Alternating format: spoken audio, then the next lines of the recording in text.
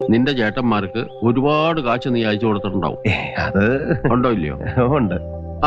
ആ രൂപയിൽ നിന്ന് 1 രൂപയെങ്കിലും മുടക്കി ഇവരിൽ ആരെങ്കിലും നിന്റെ പേരിൽ എന്തെങ്കിലും ഒരു സാധനം മേടിച്ചിട്ടുണ്ടോ? ഞങ്ങളെ എല്ലാം ഒന്നല്ലേ അമ്മാവ? അല്ല, നിങ്ങൾ 3 പേരാ. കിട്ടിയതൊക്കെ അവന്മാര് സ്വന്തം തടി വീർപ്പിക്കാനല്ലേ ഉപയോഗിച്ചത്. വളച്ചു കിട്ടുന്നില്ല. ബസ് ഇറക്കാൻ ചെറിയേട്ടനോ വലിയേട്ടനോ എന്നെ ഒന്ന് സഹായിക്കണം. ബസ് ഓടി തുടങ്ങിയാൽ ഞാൻ അപ്പപ്പ കടം തീർക്കാം. എനിക്ക് പെട്ടെന്ന് എന്തെങ്കിലും ഒരു ഏർപ്പാടാക്കണം. അപ്പൊ കുമാര, നിങ്ങൾ തമ്മിൽ സംസാരിക്കുക, കടയിലാളില്ല.